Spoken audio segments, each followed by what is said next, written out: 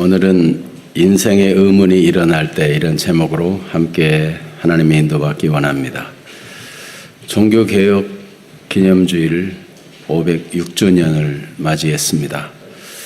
마틴 루터는 천주교의 수사가 되어가지고 성직자로서 수도원 일을 보다가 로마의 성지순례에 가게 되었습니다. 4주간 그곳에 머무르면서 옛날부터 전해 내려오는 그 산타나 성당에 있는 빌라도의 계단이 28개가 있는데 거기를 무릎으로 기어 올라가면서 주기도문을 암송하면 죄사함에 감격을 얻는다 하는 말을 듣고 그도 역시 그 성지순례로 로마를 가서 무릎으로 계단을 기어 올라가면서 주기도문을 암송했습니다. 끝까지 다 올라가 봐도 죄사함의 감격이나 기쁨은 없었어요. 그가 1510년대쯤 그렇게 했는데 1517년 10월 31일에는 그가 비텐베르크 대학 정문에다가 95개조의 방문을 붙이면서 로만 캐톨릭이 잘못된 점들을 고발했습니다. 지금도 사람들이 그 로마에 가서 그 계단을 무릎으로 기어 올라가면서 주기도문으로 기도하는데, 아니 성직자가 돼가지고 한 번 기어 올라갔다가 감격이 없다고 틀렸다고 하면 됩니까? 너무 관례에 어긋나는 그런 행동이 아닐까요? 좀 더 많이 기어 올라가 보고 더 많이 기도를 해봐야 되는 거 아닌가요? 이 루터는 좀 성직자로서 성직자답지 못하고 평신도만도 못한 그런 괴짜가 아닌가요? 여러분, 오늘 말씀에도 보면 일반 관례를 따르지 아니하는 한 분이 나옵니다. 사람들이 그를 보면 이상하다, 독특하다, 괴짜가 아닌가? 이런 의문을 품었습니다. 우리도 살다 보면 여러 가지 인생의 의문점들이 생기게 되는데, 오늘 사람들도 예수님의 행동을 보고 의문점을 가졌습니다. 그래서 오늘 사람들이 보게 되는 의문점, 두 번째는 그 의문점의 주인공인 예수님의 진정한 마음은 어떤 마음이고 어떤 뜻이었는가? 마틴 루터가 기행을 보이는 괴짜인가? 성직자로서 인내심도 없는, 평신도 다 정말 못한 그런 사람인가? 진짜 그의 마음은 무엇인가? 우리가 말씀을 따라 하나님의 인도받는 시간이 되기를 원합니다. 첫째, 예수님은 의문이 일어나는 만남을 가졌는데 사람들은 어찌해서 너희 선생은 저러느냐 비난받을 만한 그런 행동 중에 하나가 세관에 앉아있는 마태를 제자로 불렀습니다. 당시의 역사적 배경으로 보면 유대 나라는 로마의 지배 아래에 있었고 유대인들의 입장에서는 이방인들의 지배를 받는다는 것이 수치스럽고 역겹고 힘들었어요. 그것이 단순히 타국의 지배를 받는 서름 이상입니다. 유대인들은 자기네는 선민이고 이방인 다 죄인이고 지옥 갈 존재들이고 우리는 선민이고 거룩한 존재라고 생각해서 이방인들과는 말도 하려 하지 않고 이방인의 집에는 들어가려 하지도 않고 이방인과 아예 상종하지 않았어요. 그런데 이 로마가 세금을 거두기 위해서 세금 징수원들을 고용했는데 유대인들이 이 세금 징수원으로 고용된 것입니다. 그 중에 한 사람이 마태라는 사람이에요. 그러니까 이런 마태를, 세관에 앉아있는 마태를 찾아가서 나를 따르라, 내 제자가 되어달라 이렇게 말하는 것은 이건 아주 충격적인 일 중에 하나일 수밖에 없어요. 오늘날 우리나라도 장관을 세우려면 국회에서 청문회를 하면서 이 장관을 하기에 합당한 사람인지 조사를 해가지고 여러 가지 질문들을 하죠. 주로 어떤 질문을 합니까? 현재 지금 부정을 저지르고 있으면 아예 장관으로 추천도 받지 못하겠죠. 과거에 무슨 허물이 있는가를 막 조사해가지고 왜 그랬느냐 막 그걸 신문하듯이 따지고 얘기를 들어보고 정말 장관의 역할을 할 수 있는 사람인가? 과거의 잘못된 점을 들어서 말합니다. 그런데 현직 장관이 될 사람이 현직 부정한 일을 저지르고 있고 현직 사람들의 지탄을 받을 만한 일을 하고 있는 사람을 이게 추천해가지고 이 사람 장관 시켜달라고 하면은 얼마나 비난을 받겠어요. 말하자면 예수님이 지금 그런 입장이라 볼 수 있어요. 이 세리들은 로마가 원하는 세금만 거두는 사람이 아니고 그것만 해도 밉상일 텐데 이 가난한 유대인들에게 세금을 거두는데 로마 정부가 원하는 세금 플러스 자기 이익을 취할 몫을 덧붙여가지고 세금을 거둔 거예요. 그러니까 동족의 피를 빠는 사람, 배신자들, 매국노처럼 이렇게 여기는 존재가 세리들이에요. 지금 세무 공무원들이 잘못됐다는 얘기가 아니고 당시의 분위기가 그렇단 말이죠. 그런데 그 세무를 보는 현장에 가서 그를 나를 따르라 한다고요? 이건 예수님이 제정신인가? 정말 이상한 사람이다. 당장 비난이 돌아올 일이라는 것입니다. 아니 이 예수가 무슨 꿍꿍이 속이 있나? 이 돈을 이 세리하고 친해가지고 돈을 잔뜩 모아서 무슨 일을 해보려고 하는 거야?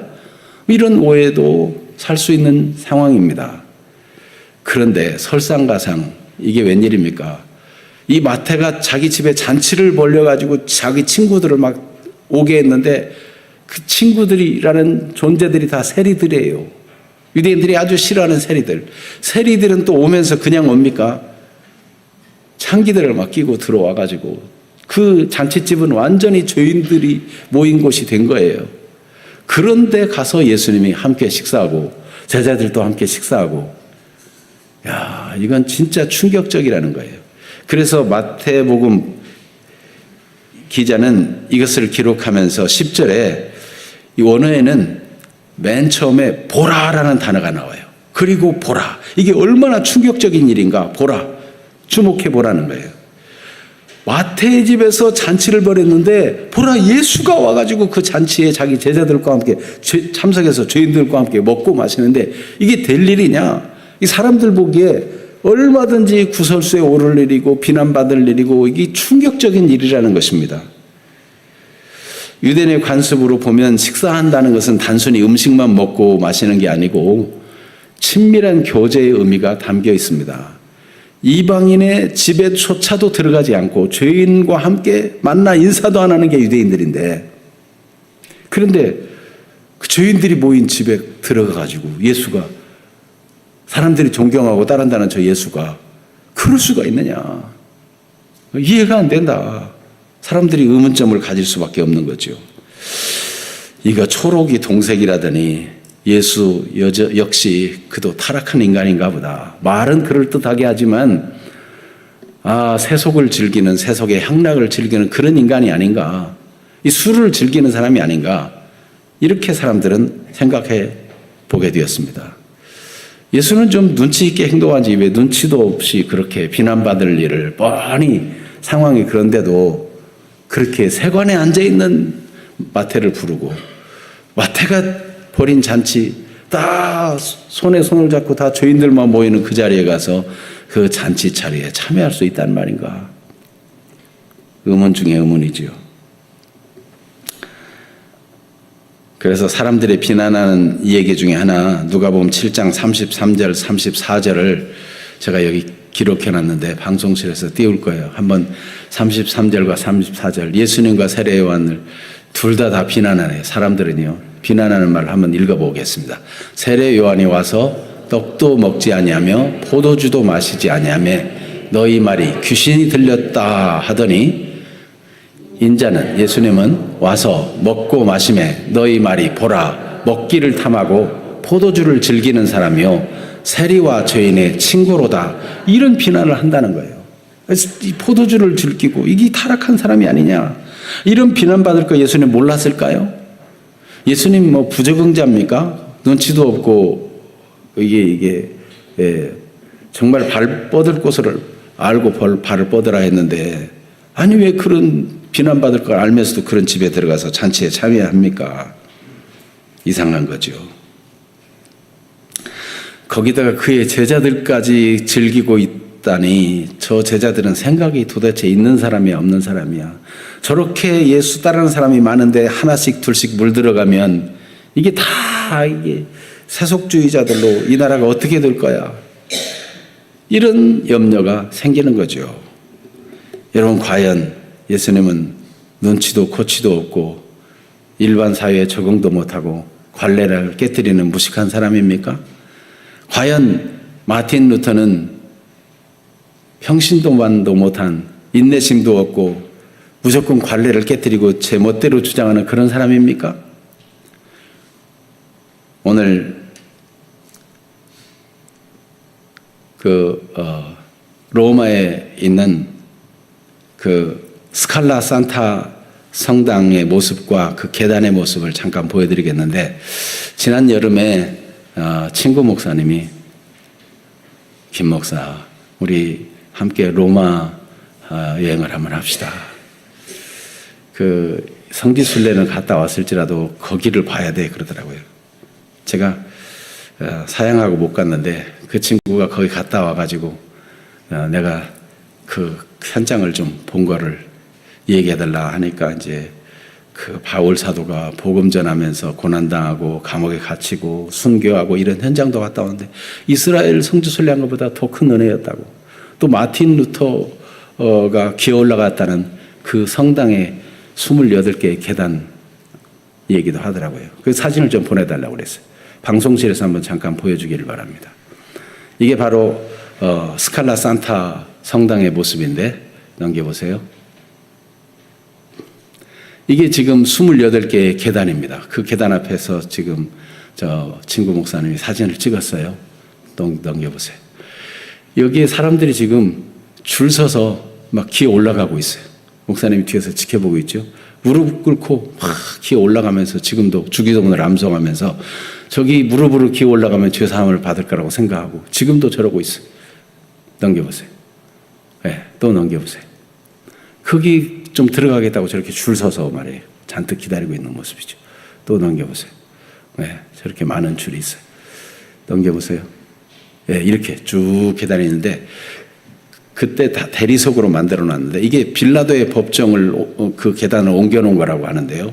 지금은 이 나무로 씌워가지고 이렇게 해놨다고 그래요. 그래도 나무로 씌워놨어도 저거 무릎으로 기어 올라가려면 얼마나 힘들겠어요. 그런데 그렇게 기어 올라가도 죄사함 받는 게 아니거든요. 죄사함은 주 예수님을 믿어서 구원받는 것이지 고행으로 구원받는 게 아니에요. 회개의 의미를 고행이나 금욕주의로 생각하면 안 돼요. 회개는 죄를 끊고 죄를 버리고 죄를 미워하고 하나님께로 돌이키는 것, 그것이 진짜 회개지. 눈물을 얼마나 많이 쏟느냐, 얼마나 고행을 하느냐, 얼마나 금식을 오래 하느냐, 이것이 이 회개의 의미가 아닌 것입니다. 그래서 루터는 저렇게 고행을 해서 죄사함 받는 게 아니다. 이게 지금 잘못하고 있다. 이걸 알려주고 싶은 거예요. 그래서 1510년도에 저런 일들을 모르고 행했지만 성경을 연구하다 보니까 이게 아니구나. 복음에는 하나님의 의가 나타났는데 이 하나님의 나타난 의를 오직 믿음으로 구원받는구나.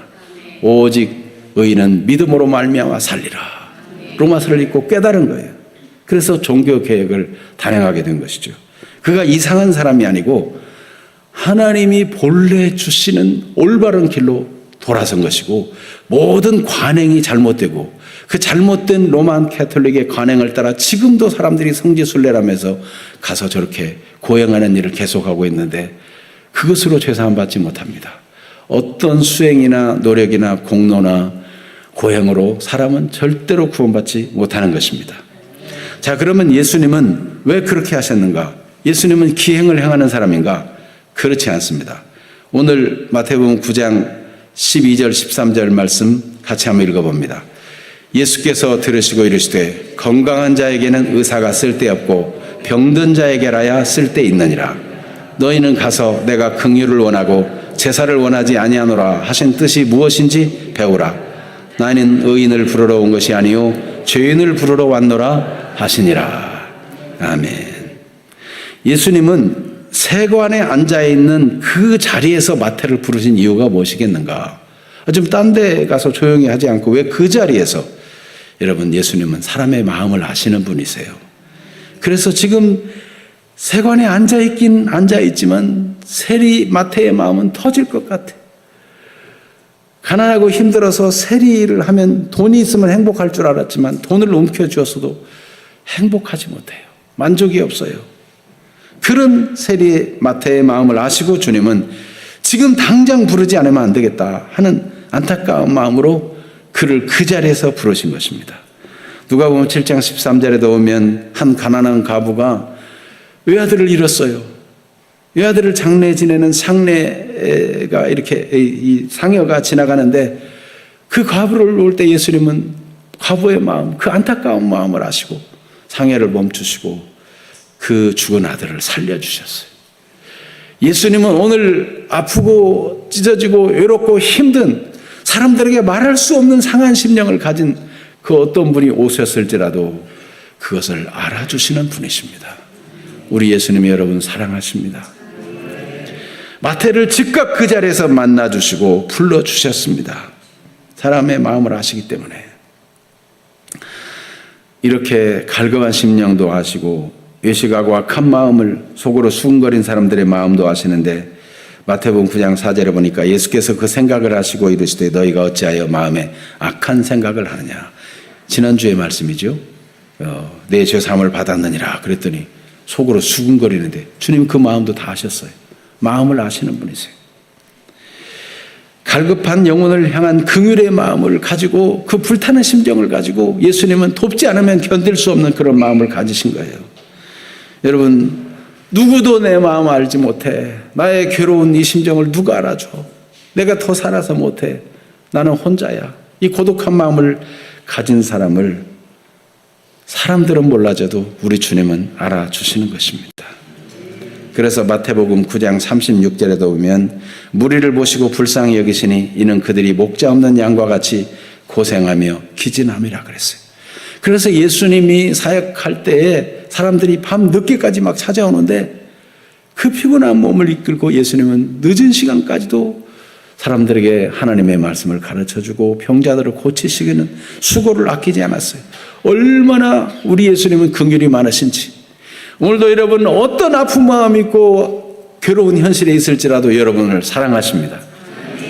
예수님의 그 긍휼이 넘치는 마음으로 얼마나 신실하게 정성껏 사람들을 대하시고 행하셨는지 잠시 배를 타고 옮기는 시간에 피곤해서 고물을 베고 누우셨는데 물이 넘쳐 들어와서 제자들이 이러다가는 이 배 물에 잠기겠다 할 정도가 될 때까지도 예수님을 깨우지 않으면 깨어나지 못할 정도로 그만큼 고나게 주무셨다는 것은 예수님이 사람들을 얼마나 진정성 있게 대하시고 긍휼이 많으신 분인가 하는 것이 증명되는 것입니다. 그 주님은 지금도 살아계셔서 오늘 여러분 한 분 한 분들을 사랑하시고 돌보시고, 그래서 우리가 어떤 무겁고 힘든 문제를 가지고 와서 예수님께 기도해도 예수님은 들어주시고 만나주시고 응답해 주시는 분이 되시는 것입니다. 오늘 그런 은혜가 있게 되기를 축복합니다. 왜 하필이면 그 자리에서 즉각적으로 그렇게 하는가 비난할 걸 알면서도 구원의 때는 지금이기 때문에 구원 문제는 미룰 수가 없어요. 사탄이 언제 마음을 빼앗아갈지 모르고 사람은 지금은 살아있지만 어느 순간 갑자기 무슨 위기를 만날지 알지 못해요. 지금은 마음이 열려있지만 다음번에 라고 생각하면 그때는 마음이 다치는 경우도 있어요. 우리가 전도할 때 즉각적으로 감동 주신 그때 해야 될 이유가 바로 그거예요. 예수님도 즉각적으로 지금 자신의 비난은 두려워하지 아니하고 세관에 앉아있는 그 다 부정하다고 여기고 저 사람 제자로 부르면 욕먹게 될 텐데 다 알아요. 그런데 예수님은 그를 구원하기를 원해서 즉각적으로 그를 불러주신 것입니다. 바울 사도도 바로 구원은 지금, 구원의 때는 지금이다, 이런 의식을 가지고 복음을 전한 거예요. 그래서 고린도서 6장 1절 2절에 이렇게 바울 사도는 기록했습니다. 자, 그 고백을 같이 한번 보겠습니다. 우리가 하나님과 함께 일하는 자로서 너희를 권하노니 하나님의 은혜를 헛되이 받지 말라. 이르시되 내가 은혜 베풀 때에 너에게 듣고 구원의 날에 너를 도왔다 하셨으니 보라 지금은 은혜 받을 만한 때요 보라 지금은 구원의 날이로다. 하세월 많은데 오늘 꼭 예배를 드려야 되느냐, 매주 예배 드리는데 한 주쯤 빠지면 어떠냐, 뭐 이런 생각을 가질 수 있지만, 여러분 언제 성령께서 여러분을 깊이 만나 주실지, 언제 하나님께서 여러분에게 놀라운 은혜를 부어주실지, 여러분 우리에게 달려있는 것이 아니고 하나님께 달려있는 것입니다. 그러므로 우리는 모든 매 순간을 진지하게 하나님 은혜를 사모하는 일이 필요해요. 보라 지금은 은혜 받을 만한 때요 보라 지금은 구원의 날이로다. 우리가 복음을 전할 때도 그 같은 마음을 가져야 돼요. 바울 사도는 사실 자신이 얼마나 마음이 돌같이 굳어져 가지고 예수 믿는 사람 잡아 죽이겠다고 막 다메섹 외국 섬까지 쫓아가는데, 그런데 예수님이 빛 가운데 나타나 그를 만나 주시는데 그게 그의 인생의 전환점이 될 줄 누가 알았겠어요? 그러니까 여러분 지금이다. 지금 이거를 바울 사도는 늘 의식하며 살았어요. 그래서 루스드라에 가서도 사람들에게 돌을 맞아 죽을 뻔했는데 사실 그 전에 무슨 일이 있었냐면 안전병이를 예수님의 이름으로 고쳤어요. 그래서 사람들이 야 신이다, 신이 막 내려왔다 그러면서 신처럼 떠받들려고 할 때 우리는 똑같은 여러분과 똑같은 사람이다, 신이 아니다. 우리가 지금 복음을 전하는 것은 이런 우상을 버리고 하나님께 돌아오라고 전하는 거다 그랬어요. 그랬더니 나중에 뭐 깡패 같은 이런 사람들을 몰고 와가지고 결국 바울을 돌로 쳐 죽이려고 하는데, 만약에 바울이 그들이 막 신처럼 떠받을 때 그래 그리고 대우받고 신처럼 여김을 받았으면 돌로 치는 일을 못하죠. 다 막아주죠. 그러나 그들이 지금 구원받아야 되니까, 이 루스드라의 안전병뿐만 아니라 거기 모여있는 사람들이 지금 구원받아야 되니까 그는 하나님의 진리에 굳게 서고 험한 높임을 받거나 존경을 받거나 이익을 취하려 하지 않은 것입니다. 여러분 인생의 의문이 일어날 때 예수님이 답이고 성경이 답입니다. 복음이 답인 것입니다. 지금 구원의 때인 것입니다. 그래서 예수님은 세관에 앉아있는 마태를 비난을 감수하고 즉각 그 자리에서 제자로 선택을 하시고 구원의 복음을 전해주신 것입니다. 마태는 얼마나 그 은혜가 감격한지 잔치를 벌였어요. 예수님이 그 잔치에 참석한 이유는 이 마태의 마음을 아는 거예요. 여러분 우리들의 마음을 아시는 하나님께서 우리가 진정성 있게 하나님께 교제하고 예배하는 사람들이 되기를 원합니다. 하나님께는 언제나 진심을 드려야 돼요. 하나님께는 우리에게 전심을 다 드리고 사람과의 관계에서도 우리가 진심을 다하는 그런 삶을 살아야 돼요. 예수님은 이 세리마태의 진심을 아시고, 그래 네가 구원받은 게 기쁘고 죄사함 받은 게 감사해서 잔치를 벌려서 너처럼 구원받게 하려고 사람들을 초청했구나. 마태가 진심으로 그렇게 하는데 예수님이 사람들 두려워가지고 사람들이 비난받을까 봐 그 자리에 안 가시는 분이 아니잖아요. 그래서 예수님은 분별력이 없어가지고 눈치코치도 없어서 간 게 아니고 구원받을 영혼이 중요하기 때문에 그 영혼들을 구원하기 위해서 애타는 그 마태의 마음을 공감하시고 알아주시기 때문에 그 자리에 참석하신 것입니다. 여러분 우리가 하나님 앞에 전심을 다 기울이고 사람들 앞에도 진실하게 행하면 하나님이 역사해 주십니다. 우리 예수님이 움직여 주셨어요. 마태의 마음을 알아주셨어요. 그 동료를 구원하고 싶은 그 마음을 받아주신 거예요. 그래서 요한복음 17장 20절에도 예수님이 기도한 기도가 나오는데 거기 기도를 보면 예수님은 너희만 믿는 게 아니고 너희 말을 통해서 믿는 사람, 또 믿게 될 사람들까지, 우리에 있는 양뿐만 아니라 우리 밖에 있는 양도 다 한 목자에게 와서 섬기게 될 것이다. 이 예수님은 늘 곳곳에서 이런 말씀하셨는데 여기 예수님의 기도에도 나타나는 요한복음 17장 20절 말씀 같이 읽어봅니다. 내가 비옵는 것은 이 사람들만 위함이 아니요 또 그들의 말로 말미암아 나를 믿는 사람들도 위함이니. 주님은 오늘 나온 여러분의 마음만 받아주시는 것이 아니고 여러분을 통해서 믿게 될 사람들도 사랑하시고 여러분이 알고 있는 사람, 가슴 아픈 사람, 힘든 사람, 방황하고 있는 그 사람들을 그들도 여러분 교회로 초청합시다. 그들도 죄사함 받고 그들도 자유를 얻고 평안을 얻게 되기를 주님은 원하십니다.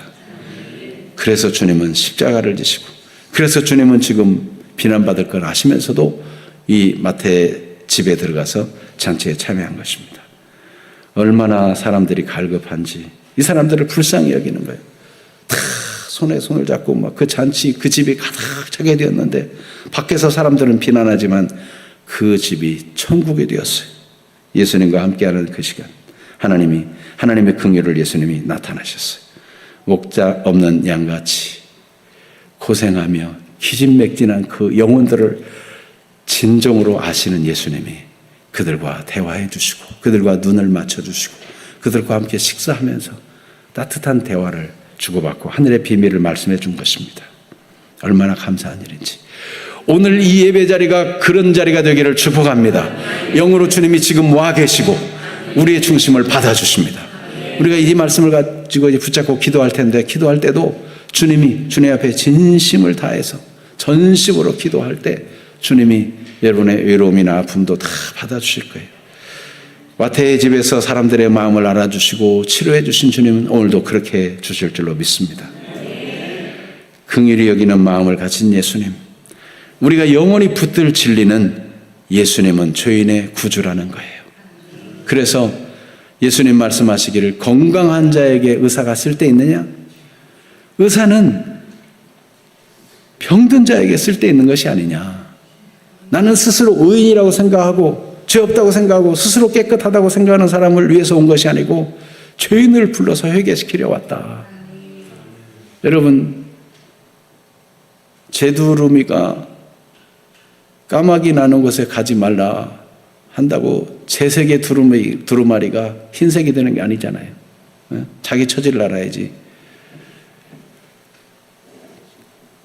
여러분, 제두루미가 까마귀하고 안 어울린다고 해서 하얀 백조가 되는 게 아니잖아요. 여러분, 지금 바리새인들, 이 유대인들은요, 자기들의 죄와 허물은 자기들이 종교적인 생활로 하나님을 기쁘게 하지 못하고 죄사함의 기쁨도 없이 사는 그런 사람들이 세리와 죄인들을 죄인이라고 하고 그들을 멀리하면 깨끗해질 거라고 생각하는데, 천만의 말씀 그렇지 않습니다. 종교적으로 몇 가지 고행을 하고 수행을 한다고 해서 죄사함의 자유를 얻는 것이 아닌 것입니다. 예수님은 나는 죄인이고 나는 구원이 필요한 사람이고 나는 은혜가 필요한 사람이다. 그걸 아는 사람들, 그걸 깨닫는 사람들의 구주가 되어주시는 것입니다. 그래서 바울 사도도 디모데전서 1장 15절에 바로 예수님이 죄인을 구하려고 세상에 오셨다라고 고백했습니다. 디모데전서 1장 15절 같이 봅니다. 미쁘다 모든 사람이 받을 만한 이 말이요 그리스도 예수께서 죄인을 구원하시려고 세상에 임하셨다 하였도다. 죄인 중에 내가 괴순이라. 바울 사도가 교회를 박해하고 예수 믿는 사람 막 잡아 죽이려고 하고 혈안이 되어서 그럴 때는 자기가 의인이라고 생각했어요.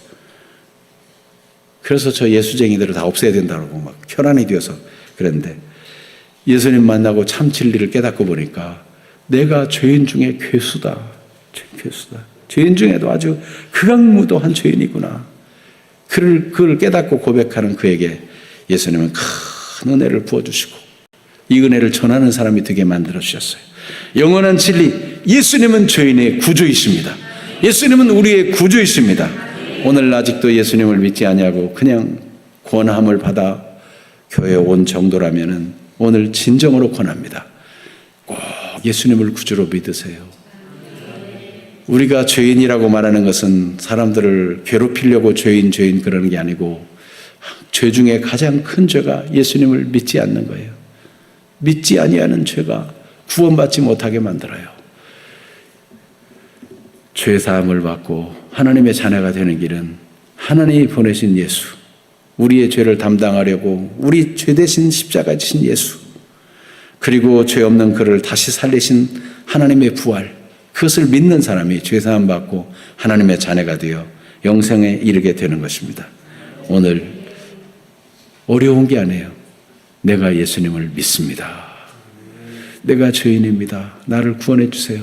이렇게 마음으로 고백하면 하나님은 다 마음을 아시는 분이기 때문에 외마디 고백이라도 받으시는 하나님이십니다. 여러분, 탕자의 비유에 보면, 예수님이 주신 비유에 보면 탕자가 내가 하늘과 아버지께 죄를 지었사오니 내가 아들이라 일컬음을 받지 못하겠습니다. 품꾼의 하나로 여겨주소서. 벌써 그렇게 깨닫고 고백하는 마음이 있으면 아버지는요, 그런 말 하지도 못하게 입을 맞추고 그 마음 가진 것 자체가 벌써 회복한 거예요, 회복한 거. 여러분, 거창한 기도가 아니라도 진정으로 깨닫는 마음으로 내가 예수님 진심으로 믿습니다. 이 고백이 있는 시간이 되기를 축복합니다. 자, 그러면 인생에 일어난 여러 가지 의문의 문제들, 언제나 답은 성경이고 예수님입니다. 오늘 우리는 어떤 답을 얻어야 되겠습니까? 특별히 종교개혁 506주년 기념주일인데 종교개혁의 기치를 우리도 마음에 새겨야 되겠습니다. 여러분, 사람의 고행이나 수행이나 공로를 통해서 구원받는 것이 아니고 금욕을 통해서 구원받는 것이 아니고 오직 하나님의 은혜. 하나님이 세상을 이처럼 사랑하사 독생자를 주셨으니 이를 그를 믿는 자마다 멸망하지 않고 영생을 얻게 하심이라. 하나님의 은혜를 믿는 믿음이 오직 은혜로 사람이 구원받습니다. 이 은혜를 어떻게 해요? 오직 믿음으로 구원받아요. 그래서 복음에는 하나님의 의가 나타나서 믿음으로 믿음에 이르게 하나니 기록된 바 오직 의인은 믿음으로 말미암아 살리라. 바울이 이 마틴 루터가 이걸 깨닫고 오직 믿음이다, 고행이 아니다. 네, 믿음으로 종교개혁을 기치를 높이 들게 되었어요. 그리고 로만 캐톨릭의 문제는요, 교회의 권위를 성경 위에다 놔가지고 교회가 마음대로 막 성경을 바꾸기도 하고 우상숭배해도 괜찮다고 그러고 마리아도 뭐 구원의 길이다고 마리아에게 기도하면 다 그래도 구원받을 수 있다고 이런 거짓말들을 늘어놓는데 아니다. 오직 성경이다. 로만 캐톨릭의 잘못이 지금까지도 계속되고 있는 거. 여러분, 한 번 길을 잘못 내면 이게 얼마나 끔찍한 일입니까? 그런데 종교개혁자들이 이렇게 개혁의 기치를 들고 오직 성경이다. 이거를 알게 해주셨으니 얼마나 감사해요. 용기 있게 그 시대를 거슬러서 과감한 개혁을 일으킨 것이죠. 요한복음 20장 31절 오직 이것을 기록하면 성경의 기록 목적이 예수님이 그리스도인 것을 알고 믿어서 구원받게 하라는 것. 하나님이 은혜로 그리스도를 보내셨다는 것을 믿고 구원받게 하라는 것이 성경에 기록된 목적이에요. 요한복음 20장 31절을 같이 읽겠습니다.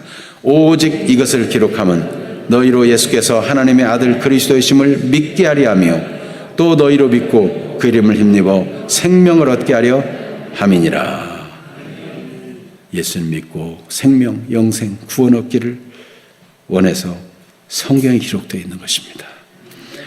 그래서 교회는 항상 성경 중심으로 오직 성경이 뭐라고 말씀하는가 이거를 중심으로 말씀을 전하는 거예요.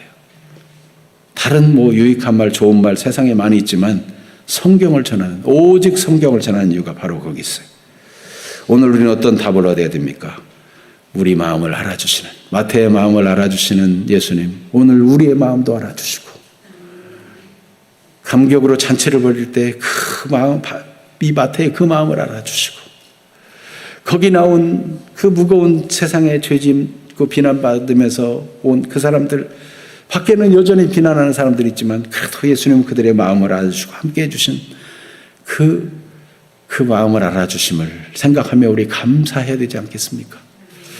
오늘도 우리를 긍휼히 여겨주시고 우리의 죄를 용서하시고 우리를 불러서 거룩한 백성으로 하나님 나라를 위해 살아갈 수 있는 사람으로 불러주신 거 감사해야 되지 않겠어요? 여러분, 오늘 이제 다음 주일에 추수감사제를 앞두고 이 마태가 생각할 때 얼마나 감사하겠어요. 예수님의 제자가 되게 해주셨어요. 그 인생의 완전 전환점이 되었어요. 오늘 혹 누구든지 이 말씀을 듣고 감사함으로 인생의 마태처럼 전환점이 되는 날이 되었으면 좋겠습니다. 믿음으로 그렇게 기도한다면 하나님은 얼마든지 그런 역사를 주실 거예요. 이 시간 우리 한번 기도하겠는데 291장 1절을 한번 찬송하고 후렴은 2번 찬송하고 우리 말씀 생각하며 기도하기를 원합니다. 291장 1절 외롭게 사느니 그 누군가 마음 아파 헤매는 그대로다. 십자가 형틀에 너 위에 상하신 하나님 독생자 왜 잊었나. 오직 주 예수님 널 돌보신다. 오직 주 예수님 널 사랑해. 손잡아 내 길 인도하시는 사랑의 주 예수